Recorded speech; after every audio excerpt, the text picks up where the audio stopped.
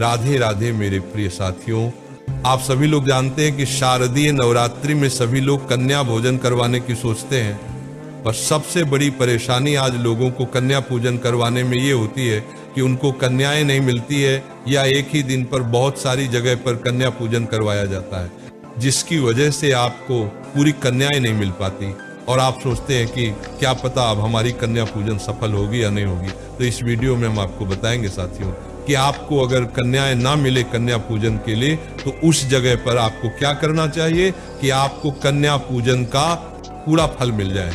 देखिए साथियों, नवरात्रि के पूरे 9 दिनों में से आप किसी भी एक दिन कन्या पूजन कर सकते हैं, पर कन्या पूजन में नवरात्रि की अष्टमी और नवमी तिथि बहुत खास मानी जाती है, इसलिए ज्यादातर लोग इसी दिन कन्या पूजन करते हैं और इसी वजह से ज्यादा लोगों को कन्याएं नहीं मिल पाती है या कन्या पूजन करने में वो लेट हो जाते हैं। तो अब हम आपको एक ऐसा तरीका बताने जा रहे हैं जिससे आपको कोई टेंशन नहीं लेनी है। कई बार हमें छोटी कन्याएं नहीं मिलती है या पूरी 9 कन्याएं नहीं मिलती हैं, तो बहुत परेशानी होती है और फिर हमारे मन में रहता है कि हमारी कन्या पूजन सफल होगी या नहीं होगी। तो इस तरीके को करने से आपका कन्या पूजन पूर्ण रूप से सफल होगा। तो महाराज, अगर आप लोग नवरात्रि में सप्तमी, अष्टमी या नवमी को अगर कन्या पूजन कर रहे हैं और आपको भी छोटी कन्या नहीं मिलती है या 10 साल से कम की कन्याएं नहीं मिल रही हैं, तो आपको सबसे पहले कन्या पूजन की सारी सामग्री को तैयार करके इकट्ठा करना है, जैसे कन्याओं को जो भोजन में देने वाले हैं। और इस तरीके में आपको सिर्फ खीर और पूरी बनानी है और उन्हें पैक कर लेना है। इसके अलावा कन्याओं को देने के लिए कुछ तोहफा, पैसे, सब कुछ तैयार कर ले। अब महाराज, आपके घर के आसपास आपको ऐसे मंदिर में जाना है जो माता रानी का मंदिर हो या देवी जी का मंदिर हो। आपने देखा होगा कि नवरात्रि में आप जब भी किसी माता रानी या देवी जी के मंदिर में जाते हैं तो वहां पर बाहर छोटी छोटी कन्याएं आपको देखने मिल जाती। वो भी इसलिए आती है क्योंकि बहुत सारे भक्त आते हैं और उन कन्याओं की पूजा करते हैं, उनको कुछ सामग्री देते हैं, पैसे देते हैं, इसलिए वो वहां पर बैठती है। तो मेरे प्रिय साथियों, आज से जिस तरीके से आप अपने घर पर कन्या पूजन करने वाले थे, अब वही कन्या पूजन आप मंदिर में रहकर करेंगे, आपको और ज्यादा पुण्य फल प्राप्त होगा। अब सबसे पहले वहां से आप 9 कन्याओं को अलग कर लें और अगर ज्यादा कन्या ना हो तो सभी कन्याओं के पहले आप पर धुला दें और ध्यान दें कि साथ में एक छोटा लड़का भी होना चाहिए। उन कन्याओं के छोटे भाई भी आते हैं, आप उनकी भी पूजन करना।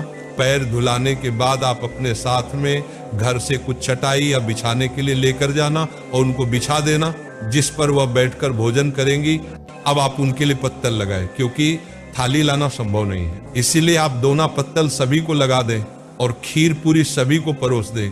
ये जो भी आप उनका भोजन में लेकर आए हैं वह उनको परोस दे। अब उन्हें आराम से भोजन खाने दे और उन्हें जो चाहिए वह देते जाएं और पानी का गिलास सभी के लिए भरकर रख दे। महाराज, अब जैसे ही सभी कन्याएं भोजन कर लेती हैं, उसके बाद आप उनके हाथ धुला दीजिए। अब यहाँ से आप कन्या पूजन शुरू करेंगे। सबसे पहले आप सभी कन्याओं को लाइन से बैठा दीजिए और मेरे प्रिय साथियों, भोजन कराने के बाद आप पहले सभी कन्याओं के पैरों में माहौर जरूर याद से लगा देना। अब एक अपनी थाली तैयार कीजिए जिसमें रौली कुंकू का तिलक, चावल, फूल, चुनरी और कुछ पैसे रखे हो।